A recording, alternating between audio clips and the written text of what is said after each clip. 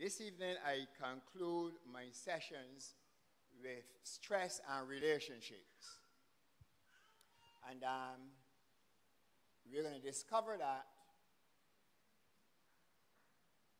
there's just a simple word that can create stress and even cause actual changes in the brain and even in your thinking. And it is said to be the most simple word in the world, but it can be, according to psychologists, that's what they say, the most dangerous as well. But we are going to look first of all at what relationships are, and also those type of relationships that we are involved in, and which seem to be more the type of relationship that affects us most. All right, here you say that relationship really is the way in which two or more things or persons are connected. Can we live with that? I believe so. The way things are connected. And generally in our world, relationships are either by blood, marriage, or friendship. You think about it. You don't really go past those relationships. Basically, they're generally the type of relationships that exist in our world. That is the blood of familial relationship. And then, of course, relationship by marriage. Or you have relationship by friendship. So, to a great degree, that does take in the whole swoop of human relationships, really. Now, I asked two questions. Simple, but they get at a point. Question one, which relationship is strongest in your opinion? Blood relationship, marriage relationship, or friendship relationship? Or are all three just as strong? Any takers? What do you think? Which is the strongest relationship? Now, your answer will really be impinged. The second question will determine something. But which one is strongest with you? Note that is a subtle change in our questioning. The first one is, which relationship is strongest in your opinion? That is your opinion. But the other one asks, therefore, then, in your experience now, which is the strongest relationship? So we can have two different type of answers. People will say blood, can't fault that. People will say marriage, can't fault that. And people will say friendship, I wouldn't fault that either. But the question comes down, which one is strongest in your experience or with you? And that tells the world of story. But you would say, well, the husband-wife relationship should be the strongest. The word is should be, but is it in your experience and in my experience? And that's the point I'm getting at. Sometimes friendship relationships could be a David Jonathan, who love was above that of women. And people say that was homosexual relationship, but we know that that is so false. You know, that's what they say nowadays. That since it's above the love of women, it had to be some other kind of thing. And of course, friendship relationship. This is one that some people quote scripture in which they say that there's a friend that sticketh closer than a brother. Now, very often that already has primary application to Christ. But people use it in the sense that, you know what? And it happens, I have a friend that is even more loyal to and closer to me than my blood relative or my marriage relative, marriage partner rather. And therefore, the way you address this tells one your experience in all of it. But there are good questions to consider really, because if you think the best relationship should be your marriage relationship, but you find that that is not the best relationship, it tells a story. And it means that probably, you know what? There might be some stressors in your relationship of marriage that cause you to have a better experience with a friend than your spouse or a blood relative than whatever. So those are the kind of things that I want you to consider as we go further, and we're going to take a little digression to some extent. So I want to go over this. Is your blood relationship stronger than your marriage relationship? Is your friendship relationship stronger than your marriage relationship? Therefore, if that is so, that is telling a story. But in your opinion, which is the strongest? All right. I say here there are some things which stress relationships. Now, I'm not saying stress relationships. That's stress relationships, okay?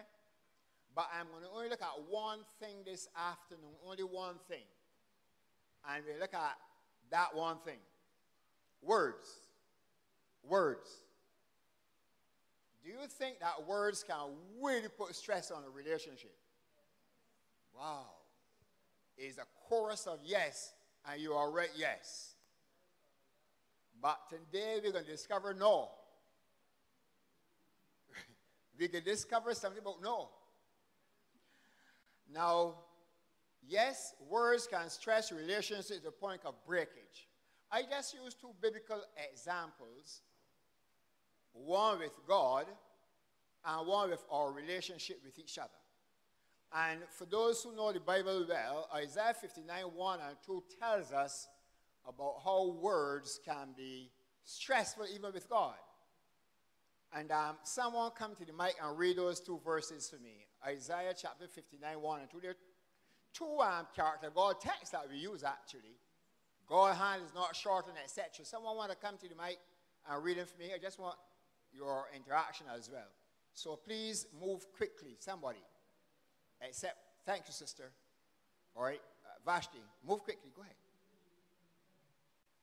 Simple verse, very profound verses. All right, it says, "Behold, the Lord's hand is not shortened, that it cannot save, nor his ear heavy, that it cannot hear.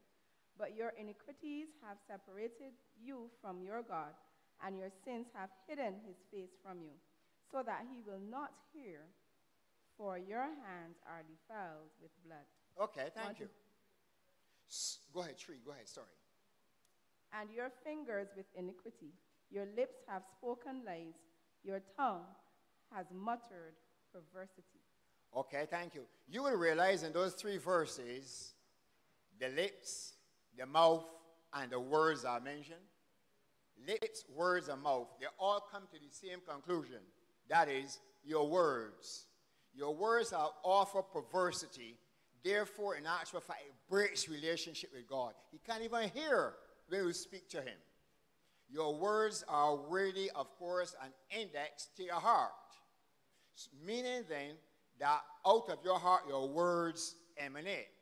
And therefore, as a result of that, your words can break relationship with God. But what about our words breaking relationship with one another? James chapter 3, verse 5. Somebody else read that one. James 3:5. Thank you, Sister Cherish.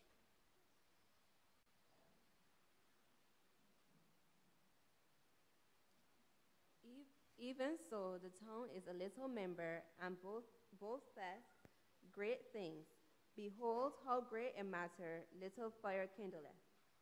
Okay. A tongue. It doesn't mean just the little organ in your mouth. It means in actual fact what it allows. It boasteth. Therefore, it's not speaking. And more, it says, it kindleth a great fire. You hear that one? It is one of the smallest organs in the body. But let me tell you something. It is real troublesome, real destructive, cause real problems. So yes, believers, words. The same James tell us that we should be swift to hear. What else it says? Slow to speak and slow to wrath. Swift to hear. You got 2 ears, so you should be swift to hearing a lot more. But your mouth should be pinned down more. But most people talk more than they listen. And that's why they're in a lot of trouble always. They don't listen that they can respond. Before you done talk good, out jump the story out the mouth. And therefore, this is a member that needs bridling. You know, we talk about the bridle in the horse's mouth to keep her under control. Well, I tell you something, lots of us need a bridle to keep our tongues under control as well. Because it breaks up family relationships. It breaks up friendship relationships. Let me tell you something, it even breaks up the relationship with the Lord. Because the cursing bad. The scripture says, you shouldn't do it. But out of the mouth come cursing and blessing.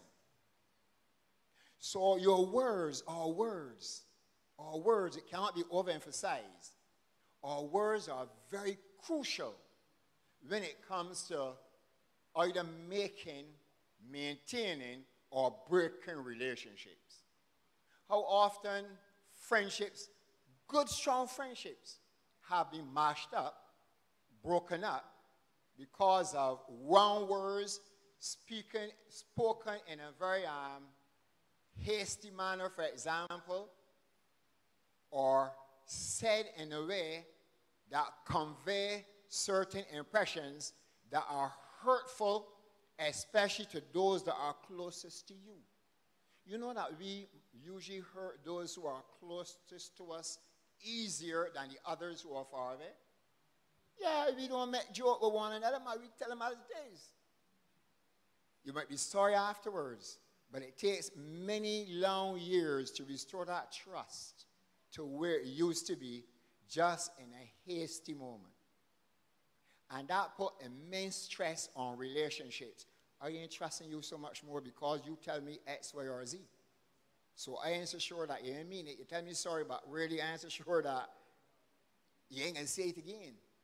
And as a result, is this walking on eggshell syndrome, I call it, where trust has been eroded by just speaking.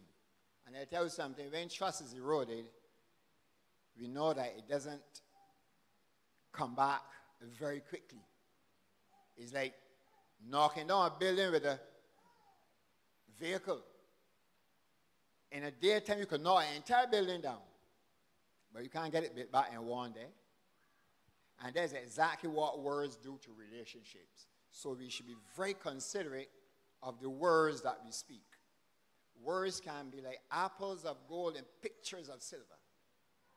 They can be like that. Or they can be biting to the extent that I don't want to see you ever again.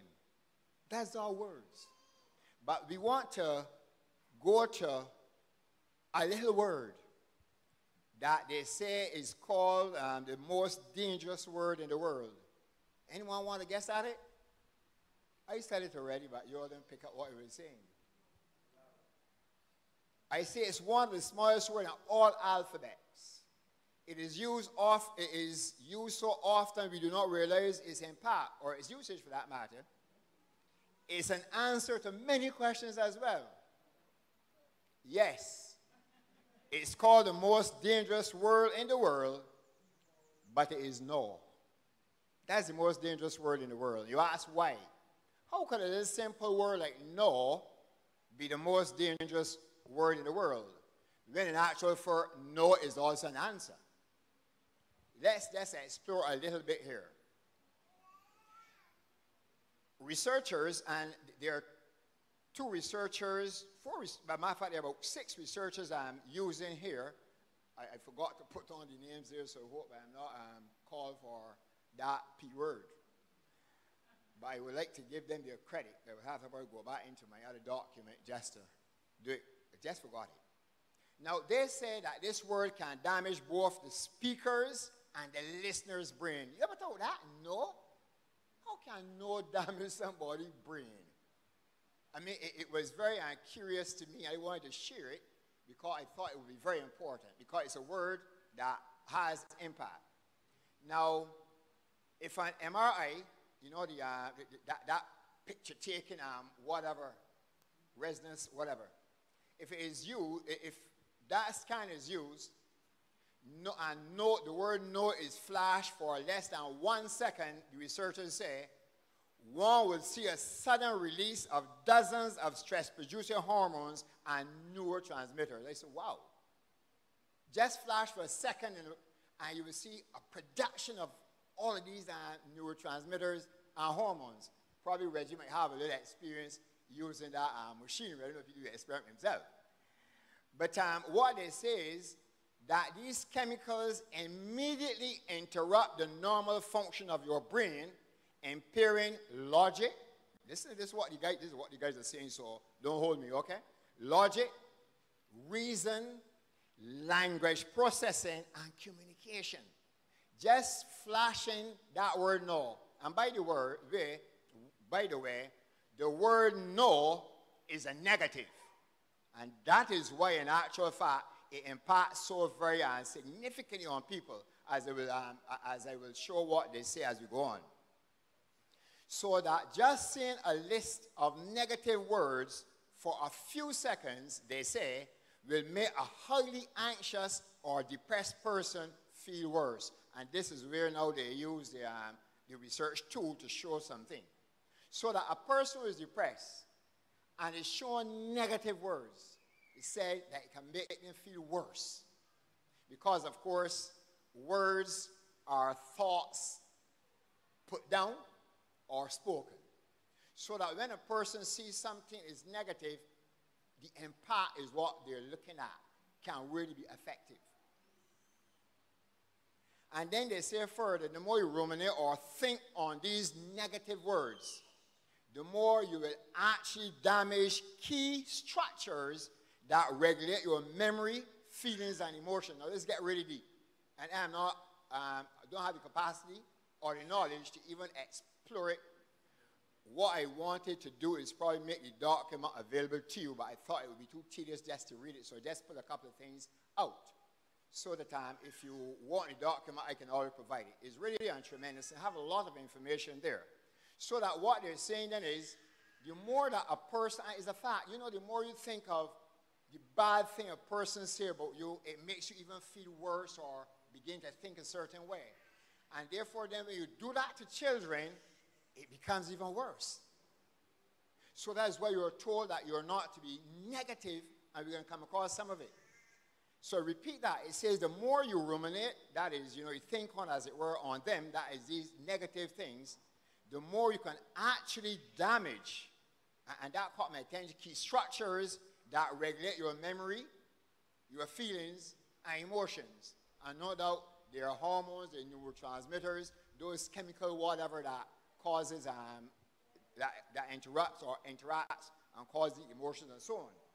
It also says, as the research also says, that sleep disruptions appetite and one's ability to experience long-term happiness and satisfaction is affected.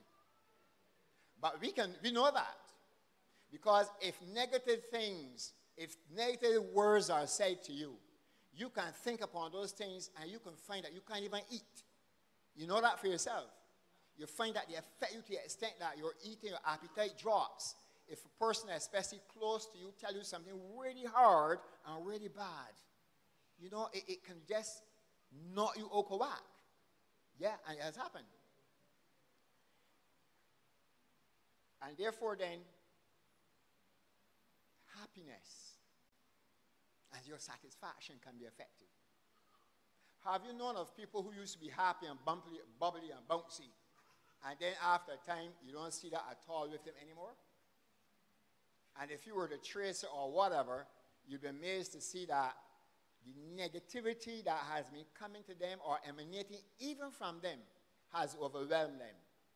And if we put words, therefore, then hard on them, and I'm speaking, I'm very conscious of my weakness here, if you put hard words on people or say things that you feel that they should bear because you can bear it, you can really affect them seriously. So we must not judge people by our capacity to bear hard things. We must be quick to hear slow to speak, so that our words might be apples of gold and pictures of silver. And those are the kind of things that one must always remember when it comes to speech and words. You know, we say sticks and bones can break sticks and stones can break my bones, but word cannot hurt me. Well, I know you know the difference. I know you know the difference. There are certain words that when said to you, you put on your food the same time. You ain't have no appetite anymore. And what I'm saying is, while I have been struggling to be able to speak encouraging, building, uplifting words, sometimes a difficult word comes out and you hurt a person. And even if you go back and say sorry, sorry does not immediately alleviate or remove the pain that person suffers, you know. We are very don't care in many respects as human beings about the other's feelings. We ain't care about you. That's your business. We ain't care about how you feel. So you see, there are things that, and these are defects that must be cleared up if you're going to be part of this last generation. You got to care about people's feelings. Christ never uttered a word. He never, you know, the famous statement that a smoking flax would he not put out. Nor a broken reed, a broken reed would he not. Yeah, a smoking flax he would not quench. He won't put out something that got a last minute, as it were. And a reed that is broken, he's not going to even affect that. It means, therefore, then that we need to understand there's a level that God needs to teach us to. And you know, James was correct. A man who does not offend in word is what kind of man? Anybody know the text down there? A man who does not offend in word is a perfect man. Wow. We talk about perfection, brothers and sisters. What about our words? Are they offensive? Or are we really on the way to perfection in that case? Now, the next thought is, if you vocalize, speak out negativity, or even slightly frown when you say no, look at this one. More stress chemicals will be released, not only in your brain, but in the listener's brain as well. Wow. Do we understand the impact of words and truth? Now, I know that I'm a person who I use the word have gyrations in my face.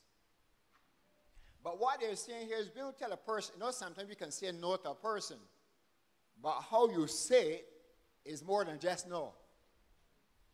You can say with all kind of facial expression to really say that you mean no. You know, one brother once said, I say no. What do you don't understand? Is it the N or the no that you don't understand? The N or the O that you don't understand? And therefore, the way we say things, and you know we've said that often, it is not what you say, it's how you say it. How you say it. While negative things are bad, the way you say negative things can even be worse. And therefore, then, saying no with all kinds of facial expressions not only affect you, but affect the listener as well. That is the kind of conclusion that these researchers came to. And they're not necessarily on what you, well, I can't judge them in terms of Christian or otherwise. But it says that more stress chemicals will be released, not only in your brain, but in the person's brain as well. Because no is a negative. That's the point they're getting at. And when you do negative, it has a significant impact. They also say that the listener will experience increased anxiety and irritability, undermining cooperation and trust. And this is a very interesting one. They experience anxiety and irritability, and these two things undermine cooperation and trust. So in the family relationship and the marital relationship, when you therefore then say what you say, a lot of anxiety and irritability result, and you can't understand why it's happening. And as a result, the cooperation you're seeking to get by using negative words, you can't get, because the negative words push back people, and the trust, therefore, then could not be realized. So what we do often, I know there are people who are so negative, almost there are people who think that when anything happens bad, it got to be happening to them. You ever meet any person like that? Yes, I have. The only boy that can happen to is me. And they think always that the worst thing will happen to them. Those are people that really you have to be very careful around them, because they can impact and affect you yourself. We don't realize that words, I can speak words to you, they can impact you, but your words will impact me as well too. And that's what we don't understand. That, my eye is strong. And therefore then I can give these arguments. And I can take arguments from you, so I won't bother what you're saying in truth. Your arguments get in my brain just as my arguments get in your brain as well. And therefore negativity affects people that kind of a way. Now, listen to this next bullet. One of the last ones I think I have, one through that.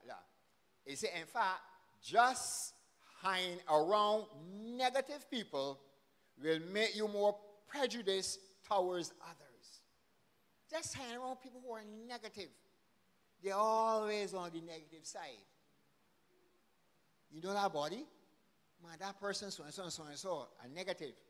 And you then begin to take up in your mind what they're saying about that person before really experiencing the person yourself.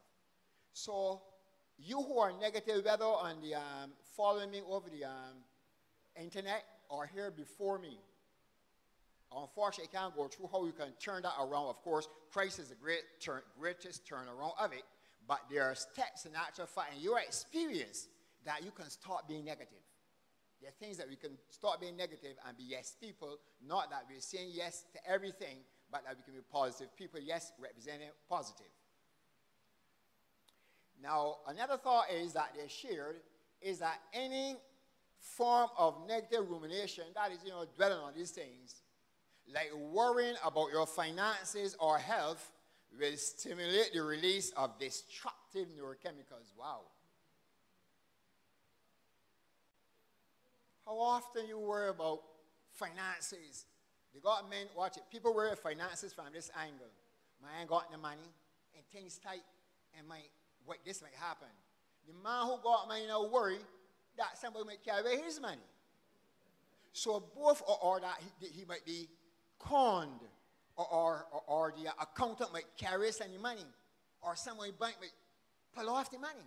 So both of them are worrying about financial situations. And the more they say that you do this, these destructive neurochemicals are released and begin to affect your brain as well, your thinking. And that is why rich people usually are as lonely as they are, because they are afraid to get friends because they think they only want what I got. They don't want some of what I have. And so that some of the richest men we are told in the world have lived some of the most lonely lives you can think about. One of the Rockefeller sons just died about 3 to 5 years ago. And it said that his house was a massive house. Of course, you could only sleep in one room at a time. And that somebody even take out residence in this house unknown to this person. You can imagine that?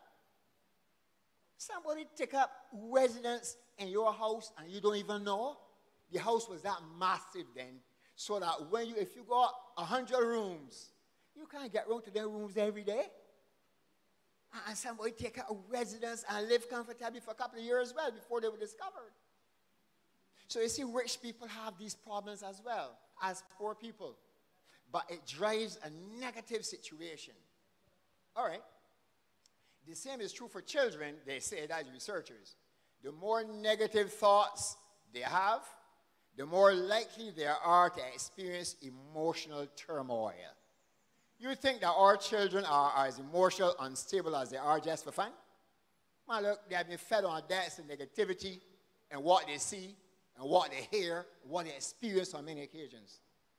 And therefore, everything is on the other plane in actual fact. And as a result, there's turmoil. There's no real straight thinking about it. And it all comes down to these negative, especially the words. Children very often are told you're a fool. And then they act like the part of a fool. You're in the use. And they act like the part that in the use. You can be a vagabond. And they act like the part of a vagabond. Those are the kind of words that some children are fed and day in and day out. And they say once you do that to those children, it can be a self-fulfilling prophecy. The children say, well, you tell me as an idiot, so I was an idiot. You tell me that I am going to be a no good, so here I am, I'm a no good. And you get asked the question, wait, what happened to my child? Not knowing that you made your child what your child is. And that is a sad but true fact. What about us as Christians? How do we deal with our children? Are our children the way we are as a result of how we have treated them from very young?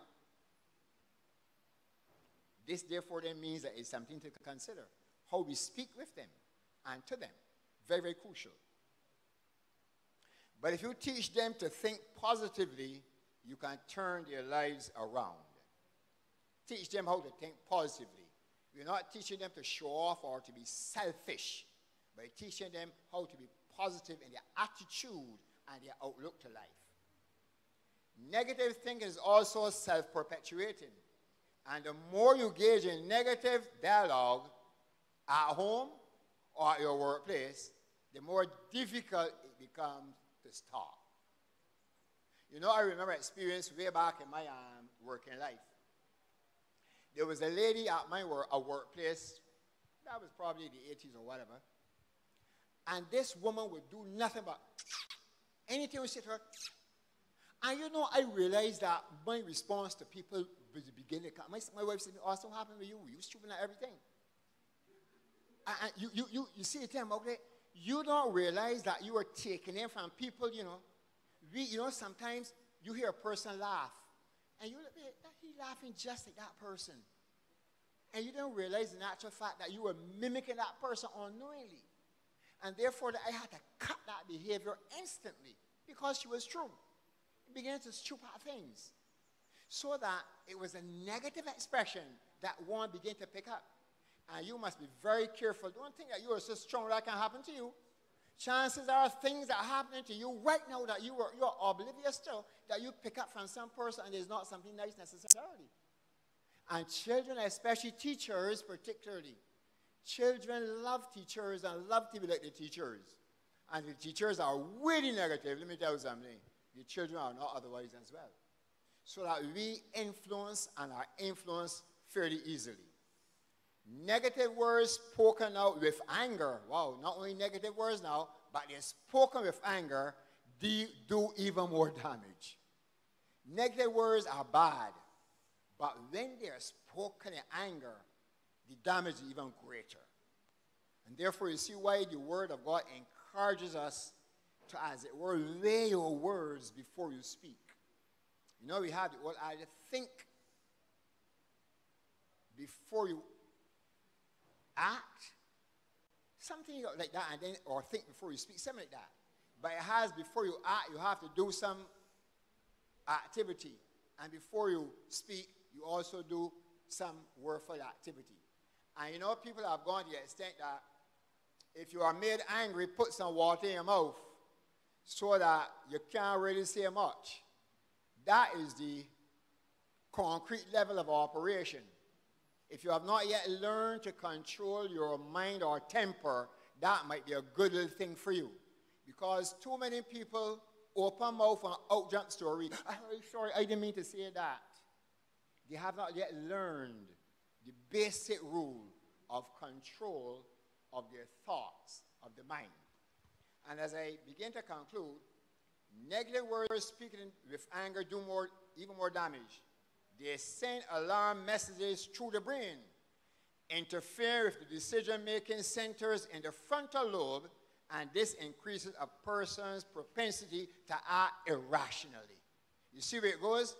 Right to the area that your will is involved and should be involved on the side of God.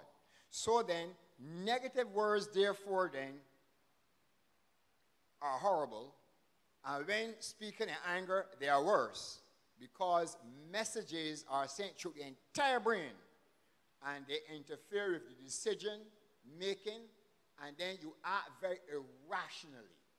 So then, the word no represents negativity. And therefore, once you're negative, the impact on you and others is really profound. And finally, there are what are called fear-provoking words, which are negative words.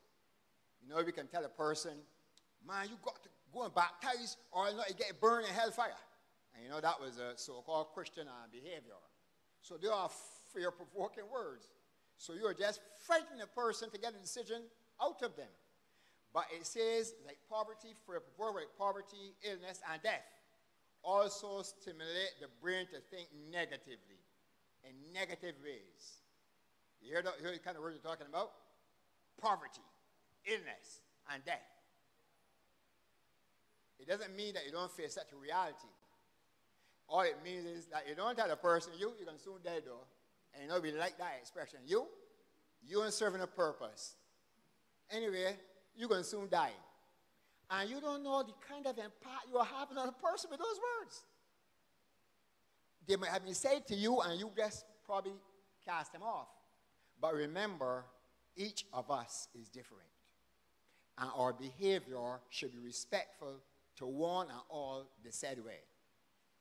Then the last thought here, last bullet, even if these fearful thoughts are not real, and this is a very interesting point, other parts of your brain like the thalamus and the amygdala, and these are some very important centers in the brain, they react to negative fantasies, even if they're not real. They still react to negative fantasies as though there were actual threats occurring in the outside world, even though they are fantasies in actual fact, therefore. And you know, very often people live some very fantasized experiences, especially people who love to read certain material and watch certain things. You know, they live in a fantasy world, we call them. And even though it's a fantasy, there's an impact and effect in the brain. So I hope that you have been once more encouraged to realize that our words need to be seasoned with salt so that our children don't come and tell lies just to become popular or showing off and saying words. Because children do these things for recognition or to be thought of as, hey, you're having a fantastic time. And therefore, our words, brethren, our words, listeners, are really the index to our heart. Thank you. Well, I guess we could probably have, we got a couple of minutes. 5 o'clock we can go. So we'll entertain 1 or 2 questions. Remember, I am not the expert. I just use the expert's knowledge.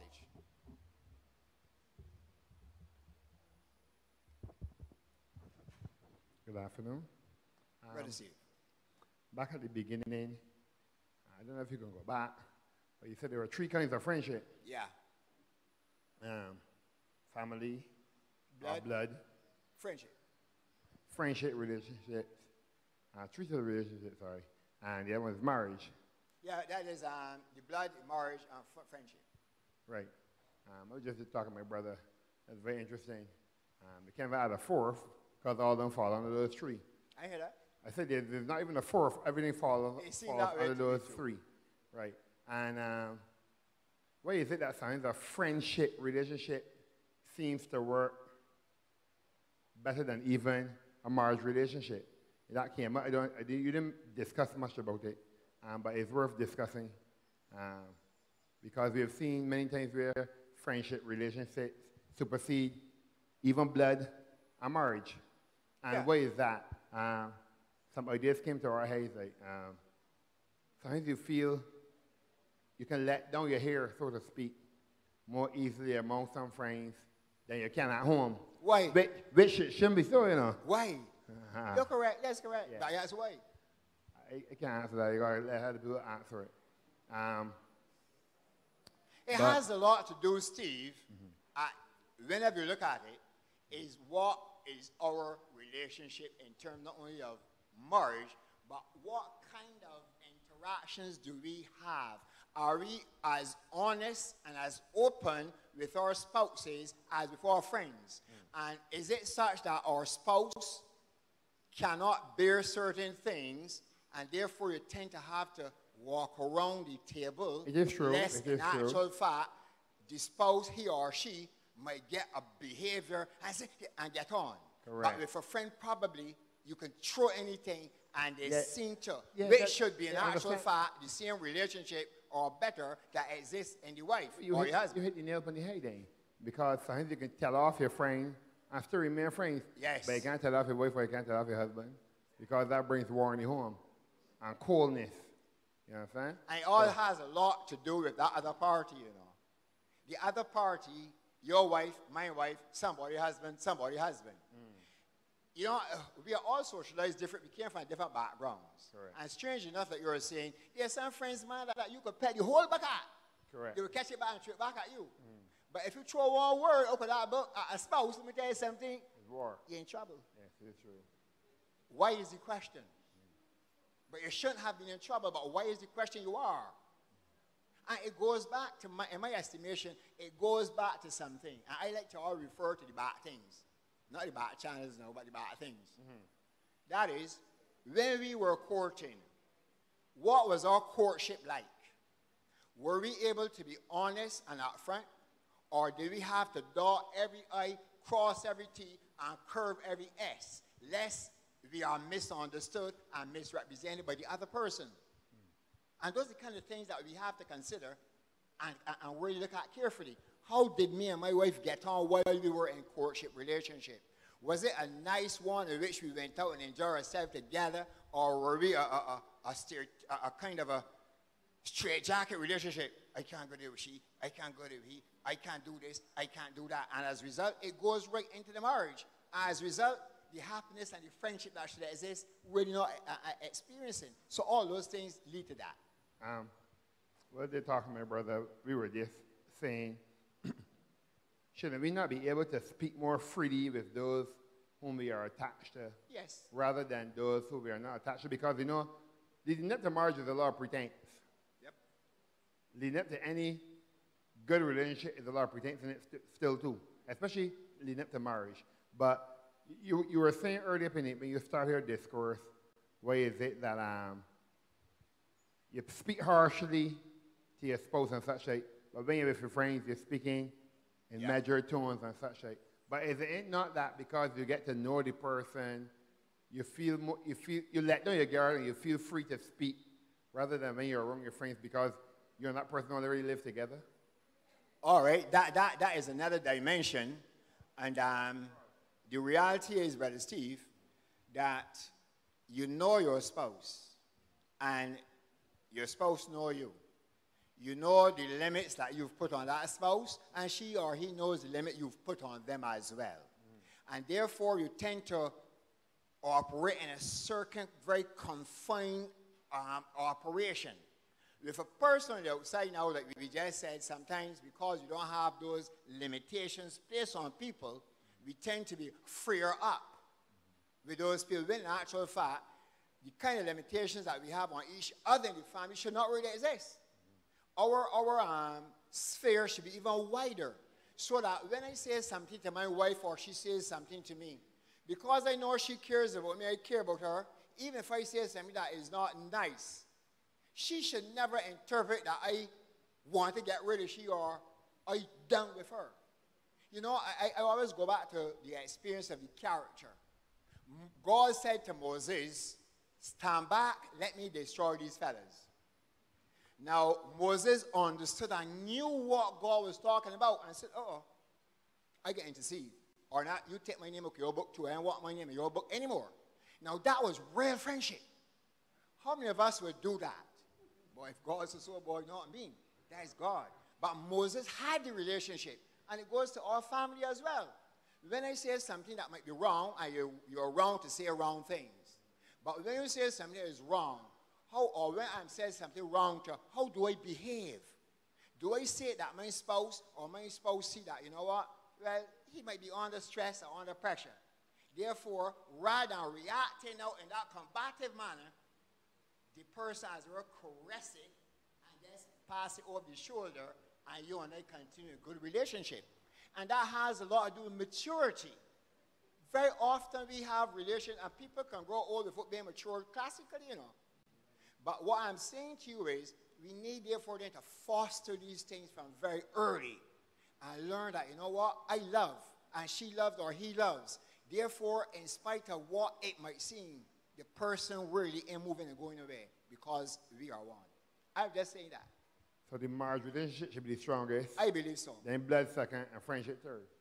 Well, I am not so sure you can put it in that order necessarily, but matter of fact, use the word should. Use the word should, and I would appreciate that word. I'm going to. All right, thank you. Yeah, the word should. Yes, the marriage relationship should be the strongest because it is supposed to represent the reflection of that marriage relationship that we are part of spiritually.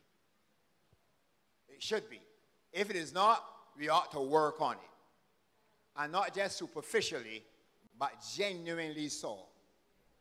All right. Thank you, Brother Steve. I can count on you to also bring out a lot more. All right. Thank you. It's Brother Oswald's time at this time.